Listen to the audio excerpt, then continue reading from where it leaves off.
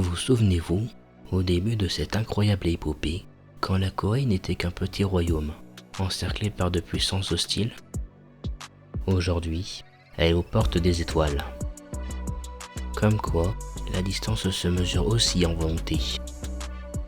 Mais avant, si l'épisode vous plaît, abonnez-vous, likez et commentez.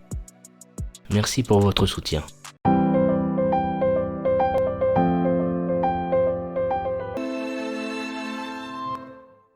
La Corée entre dans une phase décisive. Son-deok poursuit sa marche scientifique et diplomatique sans relâche. Elle sait que chaque décision compte. Chacun fait la paix avec le Portugal et découvre les corps interarmés. Le Japon adopte la démocratie numérique et découvre la souveraineté décentralisée. Pendant ce temps, le Portugal attaque le Vatican. Et les Vikings citent carrément les paysages coréens. En 1886, Gyeongju construit un parc aquatique. Suncheon débute son complexe portuaire et Yangsan érige son stade.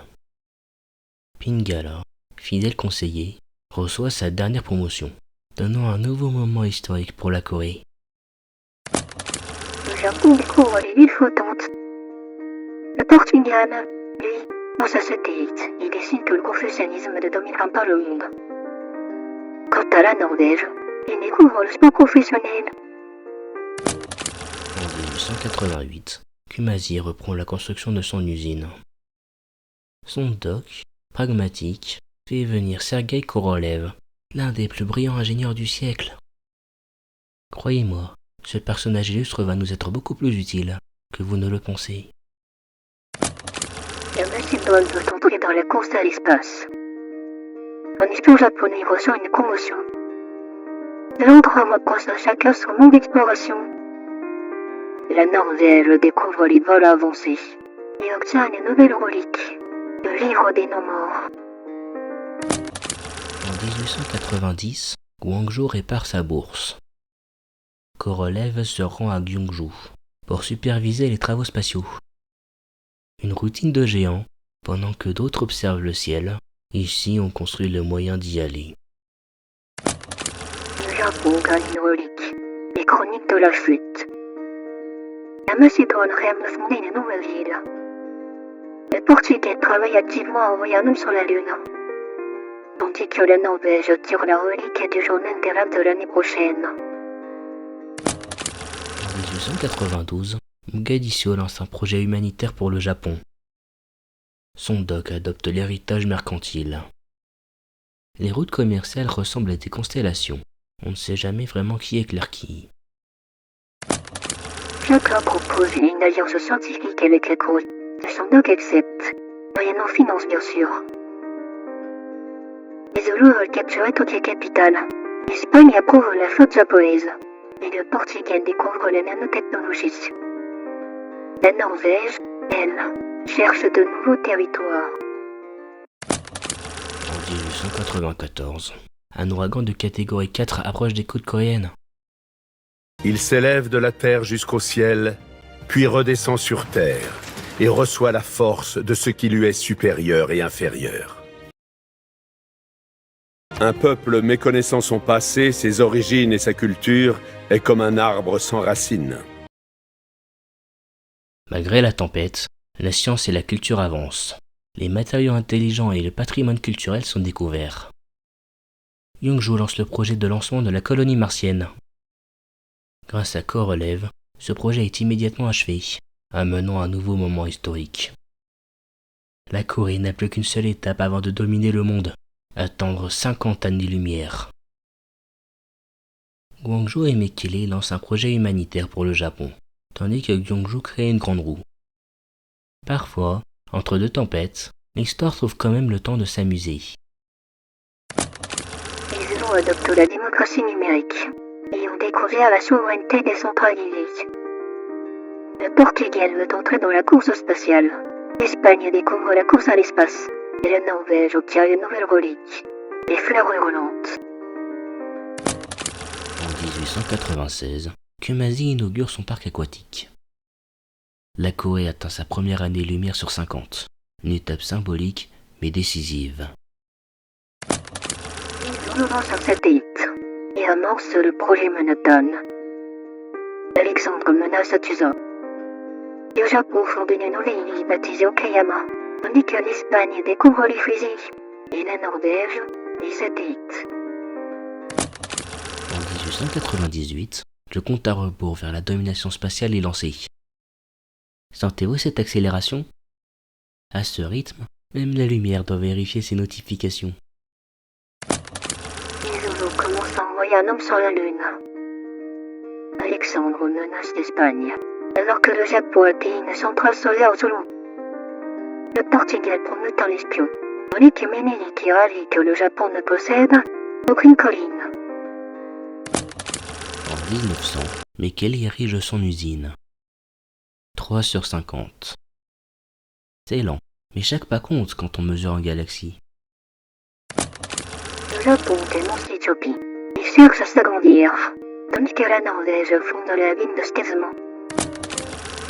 Puis tu vas jusqu'à l'endroit où les nuages noirs se gorgent, et le bruit de tes rames qui sonnent creuses, comme tout ce qui nous reste pour les mois à venir. En 1901, la Corée découvre les villes flottantes et un nouveau symbole de maîtrise technologique. Flotter dans les airs après avoir rêvé des étoiles. Ça s'appelle l'échauffement. Gyeongju fonde un aquarium. Suncheon érige sa grande roue. Et Gwangju inaugure son marché alimentaire. En 1902, la Corée gagne un point diplomatique et un bonus de tourisme. Gwangju répare sa plateforme commerciale. Mogadiscio crée son chantier naval. Et son dock envoie des émissaires à Ayutthaya et Kaguana. La diplomatie, c'est comme le commerce. Il faut toujours un bon timing. Kaguana fait la paix avec la Macédoine, alors que chacun menace le Vatican.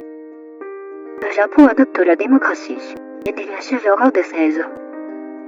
Le Portugal adopte la démocratie synthétique et voudrait faire la guerre aux Zoulous. L'Espagne découvre le sport professionnel. Bergen reçoit l'électricité et Harold acquiert une relique, le tome du dragon. En 1903, un congrès mondial s'ouvre.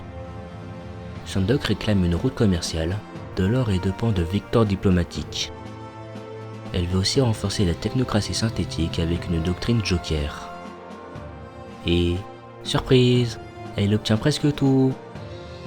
Jean III gagne la route et l'or supplémentaire. Sandok, elle, décroche les points diplomatiques, et la technocratie synthétique a une doctrine joker supplémentaire. Un moment historique arrive lorsque Yongsan achève son complexe de loisirs. Refuser un accord climatique pour gagner des points diplomatiques. Même l'histoire a de l'humour. Yongsan crée son marché alimentaire. Sandok adopte la Confédération maritime. Le Japon obtient une nouvelle relique, Civilisation 2. La Macédoine découvre les télécommunications. Hiroki Joukov est japonais. Le Portugal adopte l'Agence spatiale internationale et la Norvège découvre la course à l'espace. En 1904, Gwangju répare son marché. 7 sur 50. Parfois, le progrès se compte en patience, plus qu'en vitesse. Chacun félicite l'industrie coréenne et découvre des lasers. Lena est électricée. Un espion japonais ressort une promotion. L'Espagne découvre le vol avancé et Harold se prépare à lancer un satellite. Ulundi, capitale Zoulou, est assiégée par les forces japonaises. En 1905, Gyeongju érige son monument. Gwangju répare sa banque. Kumasi construit son complexe portuaire. On sent que la Corée respire la confiance, comme si chaque ville attendait son tour de briller. Les Zoulous découvrent les masseurs plastiques. L'Espagne et le Japon cèdent leur alliance. La Norvège rêve d'expansion et Addis Abeba reçoit enfin l'électricité. Après 11 jours d'un voyage turbulent, nous avons commencé à approcher d'une autre terre, si je puis l'appeler ainsi. Autrement dit, le corps de cette étoile que nous nommons la Lune. En 1906, la mission extraterrestre est découverte. Sandok lance la recherche sur la furtivité. À Gyeongju, Un nouveau projet démarre, la construction d'une station laser terrestre. Korolev, fidèle jusqu'à la fin, achève instantanément le projet, permettant à Kyung-jo d'en refaire un autre. Korolev. Certains construisent des fusées, lui construit l'histoire. Alors que l'Espagne déclare son amitié avec le Portugal, ce dernier attaque officiellement le Vatican. La Norvège demande l'amitié de son doc, qui l'accepte. Une fois de plus, je m'en retourne dans la lumière du soleil, préparer un foyer pour tes descendants. La justice est une nécessité sociale, car le droit est la règle de l'association politique et la décision du juste est ce qui constitue le droit. En 1907, la Corée découvre l'écologisme et la gouvernance néo-moderne. Reina reçoit une promotion. Suncheon lance la station laser Lagrange, Gwangju sa station laser terrestre. Son doc envoie des émissaires à Atusa. 10 années-lumière, et toujours le même cap, avancer sans jamais brûler d'étape. Ils découvrent les matériaux synthétiques. La Macédoine adopte la démocratie numérique et découvre la souveraineté décentralisée. Le Japon découvre la technologie future. Philippe II découvre le déploiement rapide, puis demande l'amitié de son doc et décide de l'accepter. Il doit y avoir quelque chose d'agréable à être invisible, ne serait-ce que pour se promener partout dans le monde sans que personne ne vous regarde. En 1908, la furtivité est découverte. Son doc veut rechercher l'IA avancée. Mais Kelly prépare sa propre station laser Lagrange. Jeonju actualise son réacteur nucléaire.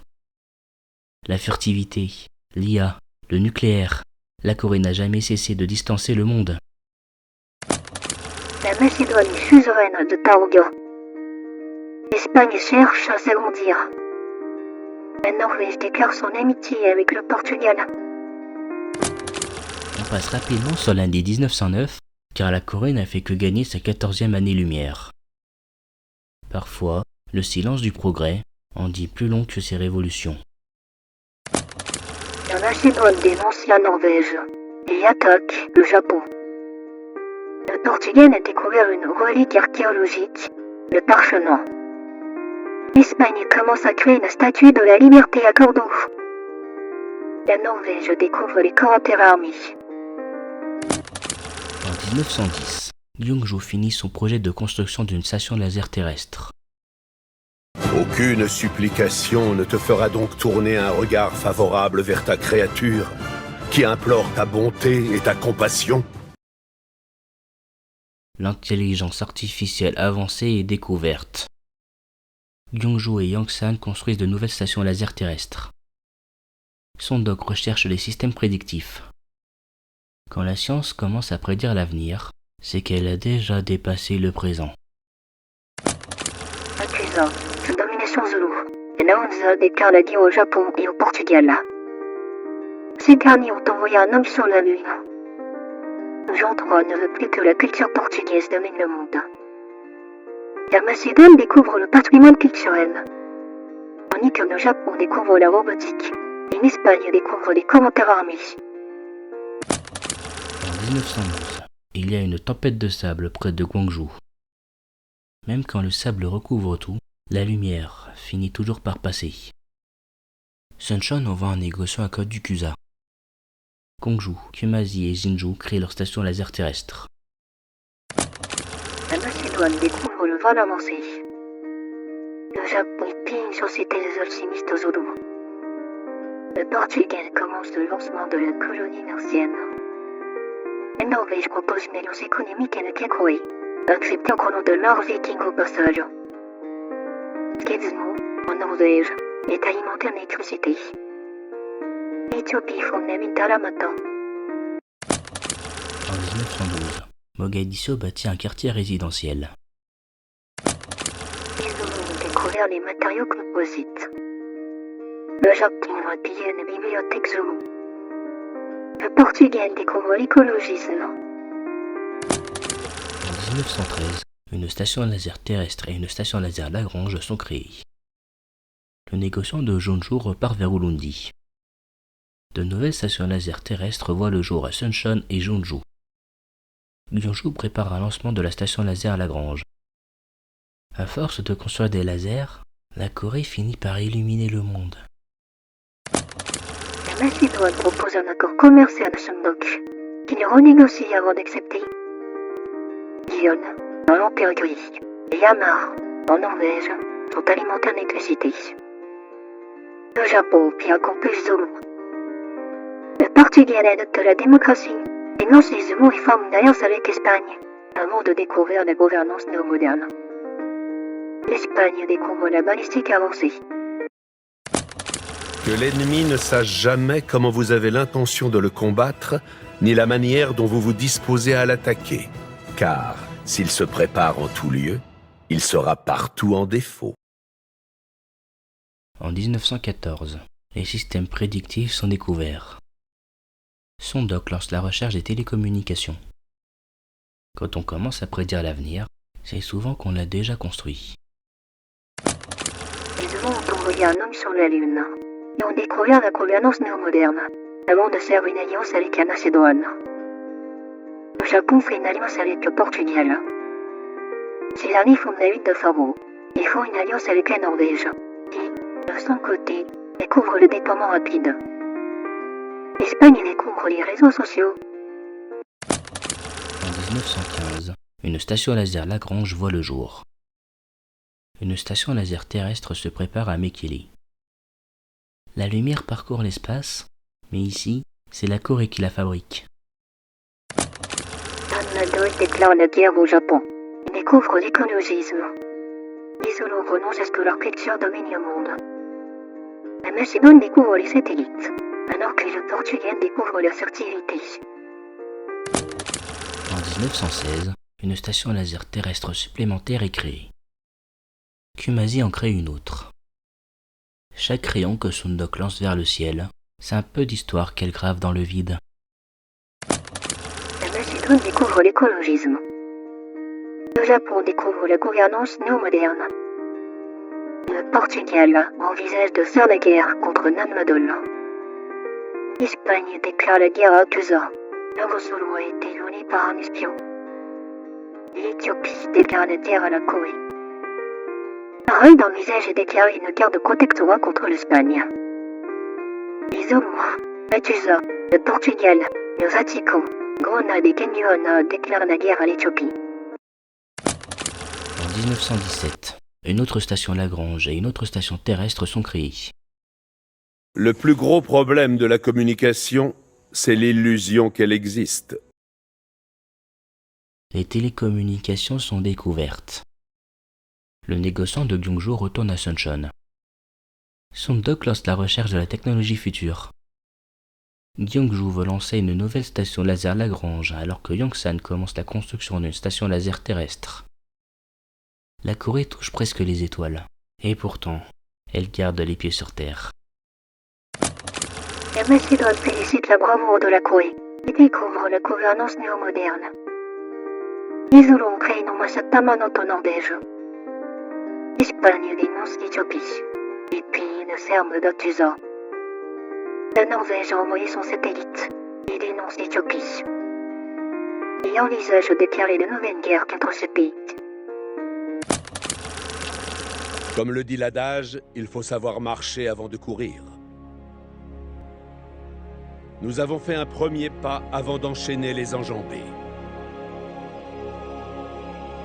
Puis, nous nous sommes émancipés de la Terre. Aujourd'hui, nous naviguons parmi les planètes. Et c'est vous qui nous avez menés vers les cieux et au-delà.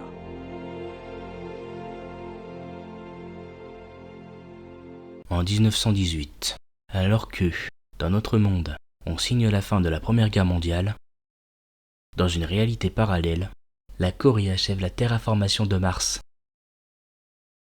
Oui, vous avez bien entendu. Là où d'autres négociaient la paix sur Terre, Sundok colonisait une planète. C'est beau, non? L'histoire est rarement juste, mais parfois, elle se rattrape ailleurs. Si vous avez aimé cette épopée, pensez à laisser un pouce bleu. Voici notre manière à nous d'envoyer un petit satellite dans l'algorithme. Suggérez-moi des dirigeants et des types de victoires. J'ai déjà les rushs de la saison suivante. Un indice, c'est un retour à la source.